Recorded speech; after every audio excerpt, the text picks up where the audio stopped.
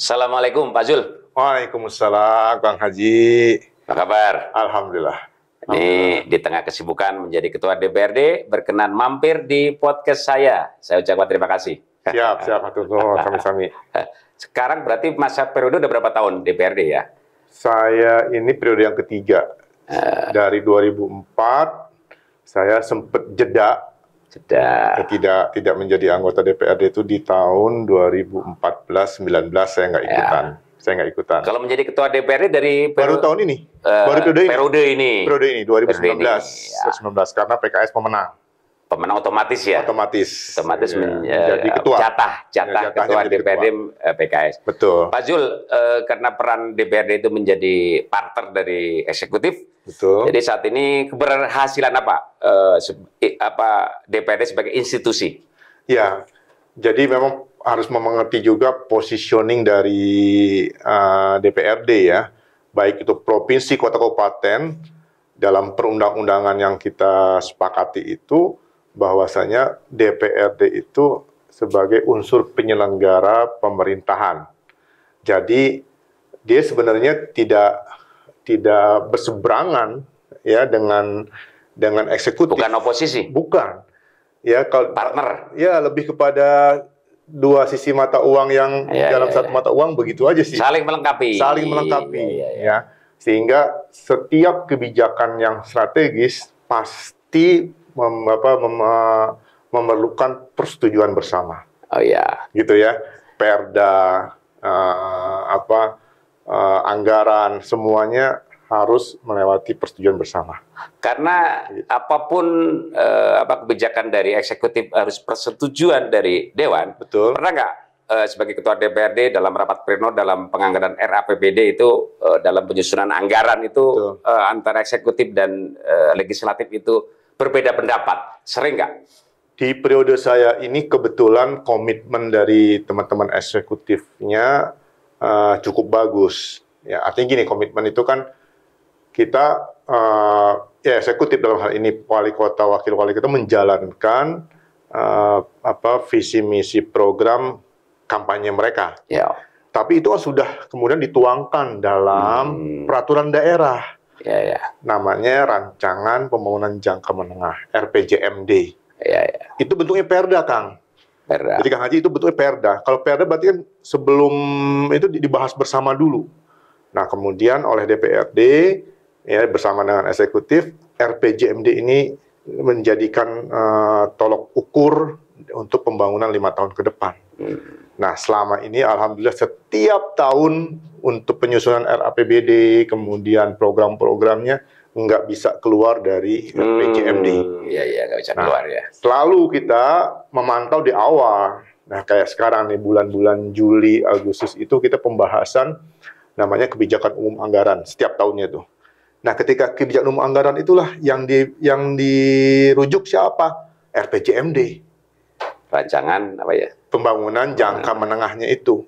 Nggak boleh keluar dari situ. Kalau dia keluar ya pasti akan kita... Itu kan formalnya itu kalau di angka. Kalau di angka... Maksudnya ini harusnya presentasi sekian persen anggaran untuk pembangunan. Ya kalau gitu. di angka... untuk pendidikan, untuk PUPR, lagi-lagi normatifnya ada yang diatur secara strict. Ya, misal pendidikan.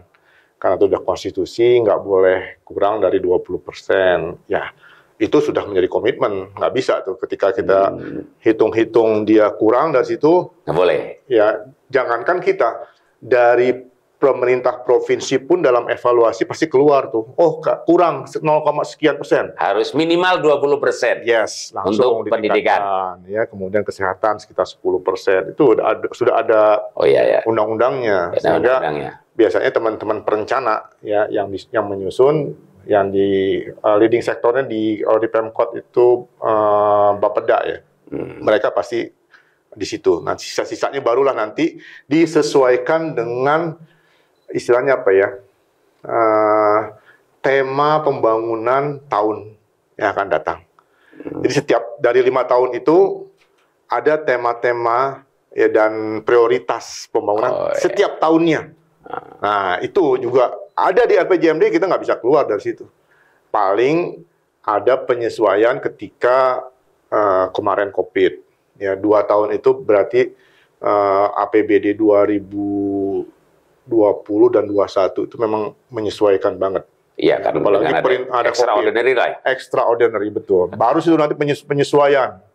Ya, penyesuaian. Nah, sekarang kan nih yang mungkin menjadi perhatian masyarakat kan masa jabatan dari wali kota, wakil wali kota periode ini itu berakhir di Oktober, ya 22 Oktober 2022. Sedangkan nanti pilkadanya 2024, kan 2 tahun berikutnya baru pilkada dan mungkin pelantikannya 2025. Berarti kan ini nggak ada nih, ya. Kekuasaan. Ya. Tapi secara peraturan undangan nanti ada penjabat yang ditunjuk oleh pemerintah provinsi, oleh gubernur. Nah, sekarang rancangan perencanaan pembangunan bagaimana? Nah, itu menjalankan yang lama atau bikin baru? Akhirnya kita bikin baru dari PJ itu yang disebut dengan transisi, kan. Oh, transisi. Kita buat sekarang RPJMD transisi sampai 2025 atau 2022. Jadi nanti PJ tinggal menjalankan? Tinggal menjalankan. Oh iya. Gitu. Karena tugas PJ kan juga kewenangannya terbatas. Dia nggak boleh yang strategis-strategis, begitu kan. Pak Zul, stigma, ini kan stigma berarti persepsi negatif bahwa politisi itu negatif di mata publik. Itu tidak bisa kita pungkiri. Betul, betul. Menjadi anggota dewan, apa sih indikator keberhasilan dewan secara institusi, apa sih biar stigmanya itu tidak negatif? Apakah banyaknya perda, apakah bagusnya dalam mengawal jalannya anggaran atau di apa itu? Ya gini Kang, kalau di masyarakat ya tugas pokok fungsi dari wakilnya di DPRD itu mereka nggak terlalu peduli ya. Ya, walaupun ukuran kita harus mengacu ke sana ya, fungsi anggaran, fungsi legislasi, fungsi pengawasan. Tapi teman-teman di masyarakat tuh nggak terlalu peduli itu. Yang mereka harapkan dari wakilnya adalah apa yang diharapkan, apa yang disampaikan, apa yang diaspirasikan bisa diperjuangkan. Dan ternyata itu memang hakikat dari seorang wakil rakyat. Ya, kalau saya secara pribadi dan sering menyampaikan ke teman-teman itu, kita disumpah tuh ada kalimat itu, Kang. Ada kalimat memperjuangkan aspirasi masyarakat yang diwakilinya. Justru itu hakikatnya, saya pikir. Hakikat itu. Ya. Jadi kalau secara kelembagaan konstituen untuk publik nggak paham lah. Nggak paham tentang fungsi tadi itu, anggaran, pengawasan, regulasi nggak mau tahu lah, nggak mau tahu itu mah. Silakan deh jalanin begitu ya. Yang penting yang langsung kerasa lah. Yang rasa misal ketika dia mau menyekolahkan anaknya kemudian susah, kontak sama anggota dewan bantu bisa. Betul. Ketika dia mau masuk ke rumah sakit, ya sudah beres semua, tapi dia nggak bisa, baru dikontak. Indikatornya di situ ya. Itu Kang yang sangat diharapkan oleh masyarakat. Nah demikian juga pembangunan wilayah, RT RW ya tempat kita bermukim di situ, itu selalu menyampaikan aspirasi pembangunan wilayahnya. Ya makanya secara umum di eksekutif ada program ya. Pak Ajay Ngatiana bikin program yang 100 juta untuk RW itu. Nah itu kita dukung karena memang diperlukan. Ya. Kemudian sempat berhenti ketika tahun 2020 yang pandemi itu 0. Nah kami kan langsung pas ketika kita terjun di masyarakat lagi, nggak dapat mereka. RTL pada nanyain dan semua. Itu diperjuangkan. Dan oleh Dewan ketika pembahasan anggaran 2021. Ada lagi. Nah, 2021 udah mulai, Kang. Udah mulai ya. 2021 kita nggak mau tahu. Harus ada. Ini harus ada. Satu tiap RW. Ada 75 dapat. 75 per tahun. Per tahun. Sekarang pun dapat 75. Sekarang lagi masanya Pak Ngatiana melonsing nih. Melonsing PPM padahal mah itu program rutin sebenarnya sih. Nggak perlu di launching sebenarnya sih gitu. Dulu ada istilah anggota dewan itu dimati. Iya. Datang, duduk, diam, dengar duit. Berarti itu karena mungkin yang menjadi anggota dewan kapasitasnya nggak ada peduli. Pertanyaannya dari 45 anggota dewan Cimahi yang punya kapasitas yang paham tentang masalah itu berapa persen? Kalau secara objektif saya menilai alhamdulillah semua fraksi, ada 8 fraksi Kang kita di Kota Cimahi ini, saya melihat 50% adalah yang bisa. Masih di atas 50%. Oh iya, berarti bagus. Masih bagus. Jadi anggota Dewan Cimahi bagus lah gitu kan. Jadi kalau 5D ini sudah waktu terkikis. Saya pernah di 2004 ya, itu ada yang mungkin selama 5 tahun nggak pernah bicara sama sekali pun gitu. Ada begitu.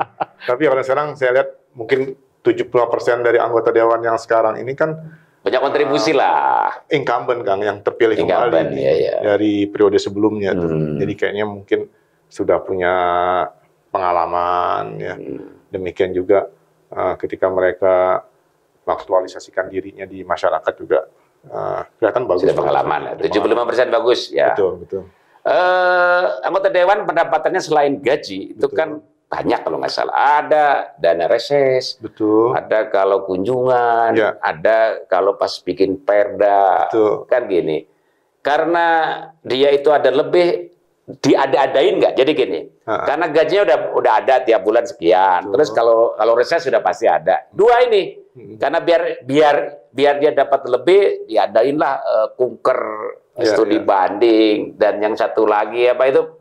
Perda itu kan itu gimana itu?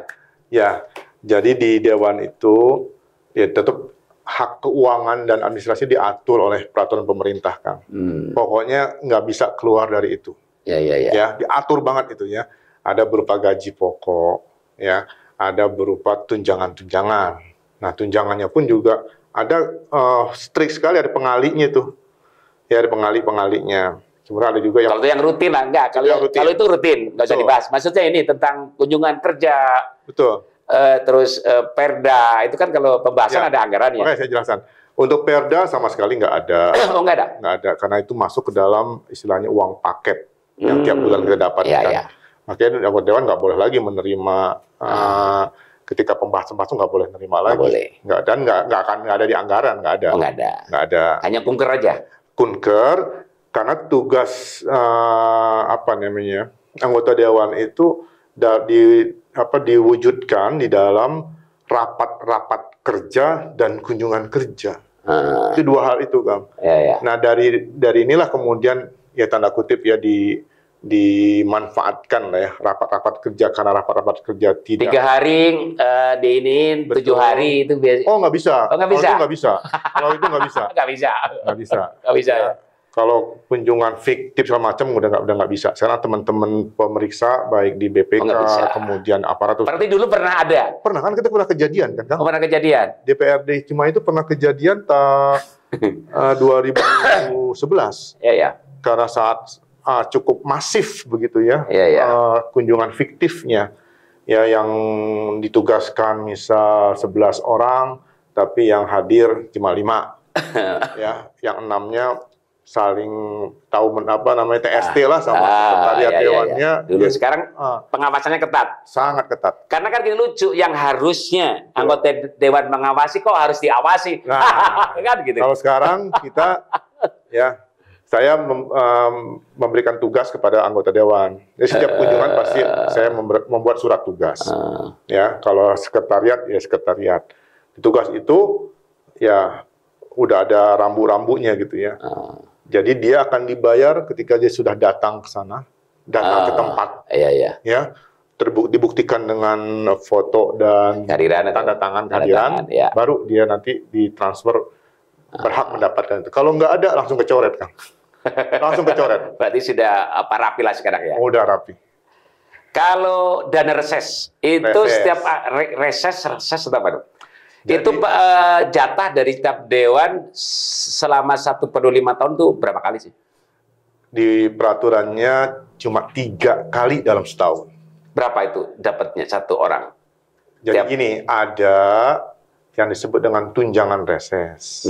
Tunjangan reses itu yang diberikan ke anggota DPRD-nya, ya, faktor pengalinya sesuai dengan kemampuan keuangan daerah. Kita itu dapat tunjangan reses sekitar 9 jutaan, Kang. 9 juta? Sekali reses ya. Maksudnya dalam masa reses, misalnya reses bulan ini, ya bulan Mei misalnya ya. Maka dia ke anggota dewan ditransfer namanya tunjangan reses. Tunjangan reses itu bukan pendapatan. Itu oleh anggota dewan bisa digunakan buat dia ngasih apa namanya yang ada mau MC baca doa sok bagi-bagi lah ya, kemudian dan operasional dia bikin cenderamata ya, dia mau ngasih kaos kek, mau ngasih apa jam. Terus ada laporannya nggak? Kalau yang tunjangan tuh enggak. Jadi nggak, kalau disakuin juga nggak tahu. Nggak ada masalah. Nggak ada masalah. Karena itu tunjangan kan. Tunjangan. Sedangkan, disakuin boleh lah.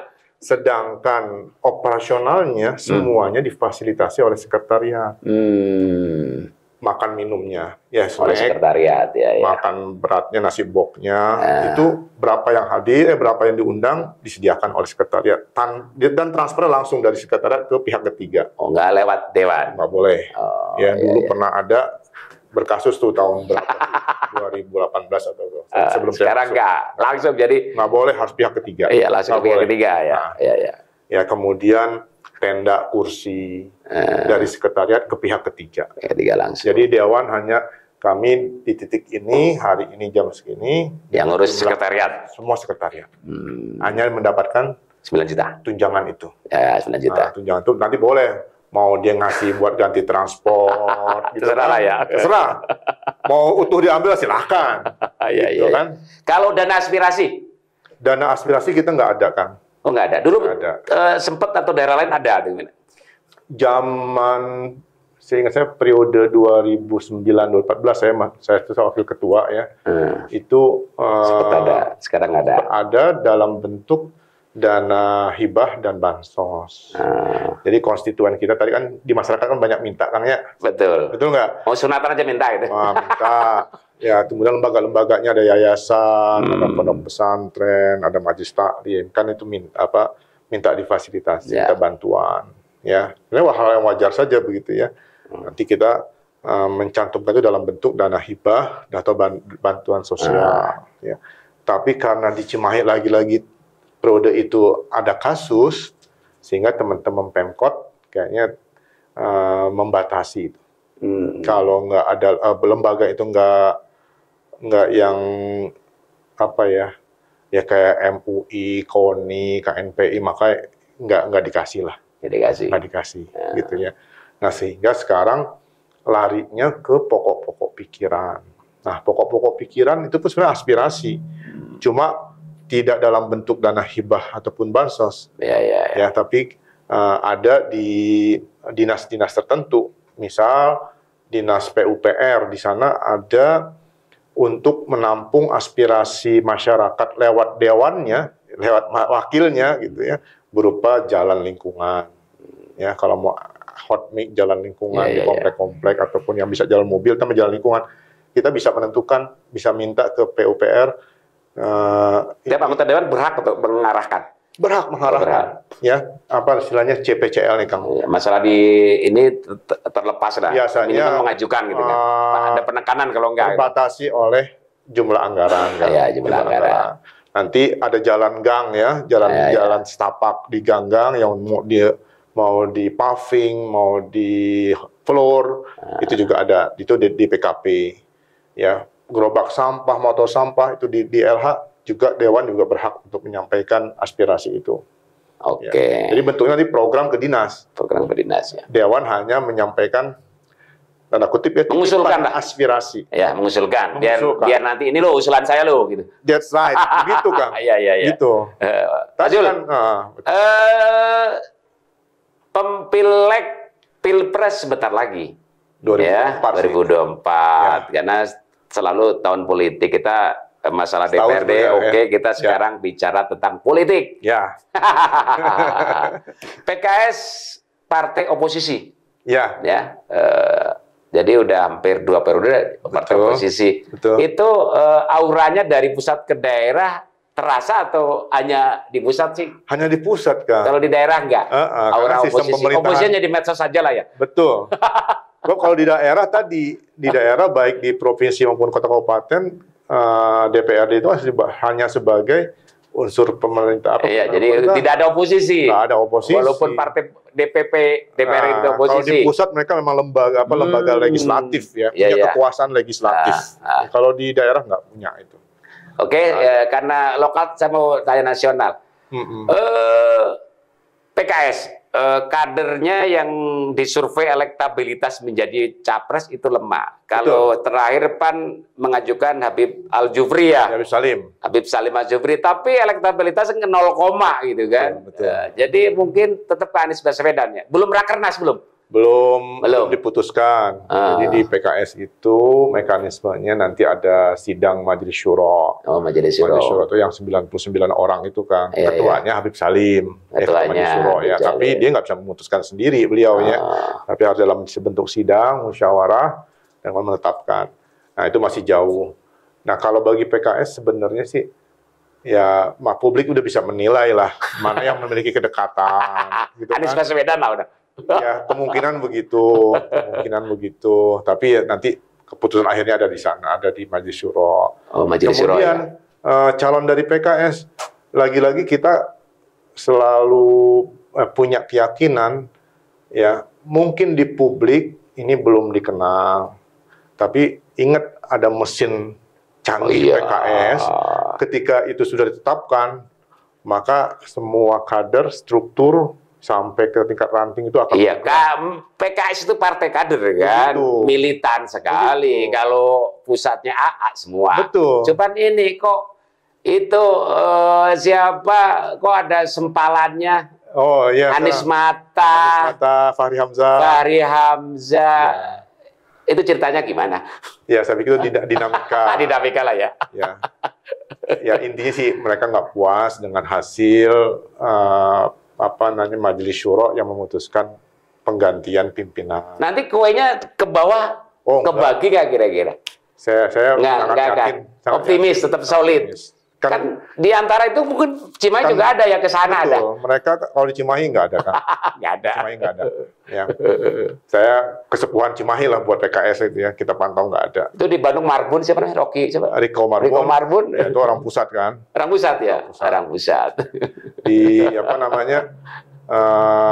terbukti 2019 kemarin kan? Ya. 2019 ya katanya mau PKS akan gembos, nggak akan masuk 4% gitu ya. Electoral parliamentary threshold, PT-nya nggak sampai, ternyata malah naik kok. Malah naik gitu. Salah satunya saya yang milih kan. Jadi kita biasa begitu kok, solid. Tetap optimis. Optimis aja. Oke. Untuk Pak Zul sendiri, target politik pribadi tahun November tahun 2004 ya. Ya. Itu kan November 2024 itu adalah Pilwalkot Cimahi. Betul. Gimana arahnya Pak Zul? Jadi sering ditanyakan oleh masyarakat, oleh teman-teman partai politik juga ya, sering ya. Cuma saya selalu menyampaikan dia di PKS itu mekanismenya agak susah kalau kita menawarkan diri. Begitu ya, lebih kepada penugasan.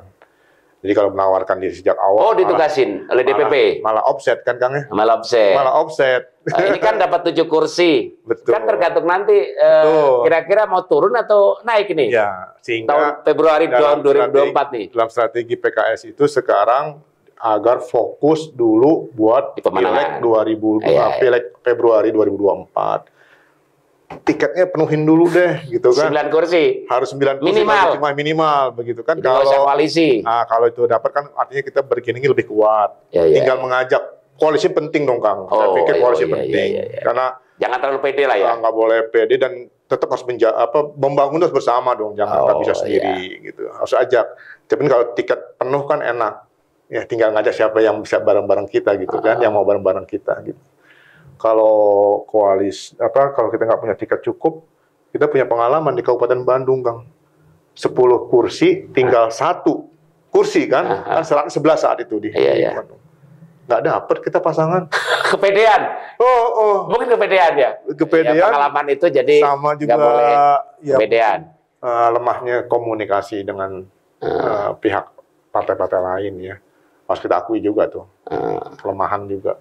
Intinya nggak boleh kepedean, harus ngerangkul yang lain. Pak Zul, saat ini arah politik Indonesia itu kan ada kiri, ke tengah, kanan. Iya. Itu selamanya bakal ada. Betul. Ini itu kan ya kalau di masyarakat ada cebong kampret itu ada. Itu akan selamanya seperti ini kayak kira-kira menurut Pak Zul? Ya, saya sangat yakin ketika masyarakat ya sudah mulai memahami ya hak ya, dan kewajiban demokrasi dia. Kalau masyarakatnya masih mudah dibawa ke sana, ya akan terus terjadi begini, Kang. Gitu, ya. Makanya kita kan ini terbelah sebenarnya karena betul, kita menggugat PT 20% karena presiden threshold itu yang 20% itu akan membawa kepada ya dua kubu lagi. Tapi kalau syaratnya diperingan lagi sehingga ya PKB yang 10% lebih bisa mencalonkan sendiri. PKS bisa. PKS yang 8%. Jadi banyak calon ya. Sehingga bisa mencari calon. Banyak pilihan rakyat. Banyak mungkin. pilihan. Nah, kalau banyak pilihan berarti kan nggak terjadi diametral yang kuat. Itu yang diharapkan. Ya. Perkara nanti dikabulkan oleh Mahkamah Konstitusi? Baru disampaikan gugatan kan, sudah terdaftar tapi belum sidang-sidangnya. Semoga kan, dikabulkan lah. Nah, kalau dikabulkan, ya bisa jadi PKS akan mencalonkan sendiri tuh, gitu ya. Anies Baswedan tentunya. Ya, tinggal pasangannya dengan PKS gitu kan. Iya. Kalau dengan koalisi gini kita belum tentu kebahagiaan juga kan. Kalau saran saya, kalau kita persepsikan PKS itu kanan, ya harus yang nasionalis. Betul. Iya. Betul. Kalau Anies Baswedan dengan Hovifah lah ya. Iya. Itu mau masuk banget tuh. Masuk banget. Masuk banget ya. Mungkin seperti itu ya. Iya. Oke, Pak Zul. Terima kasih sudah 26 menit bincang-bincang. Oke. Asik juga. Ya, semoga ditonton oleh masyarakat Cimahi tentang keberhasilan DPRD Kota Cimahi ya. Matur nuwun Kang Haji. Ya, oke. Terima kasih, demikian Sobat Kongres.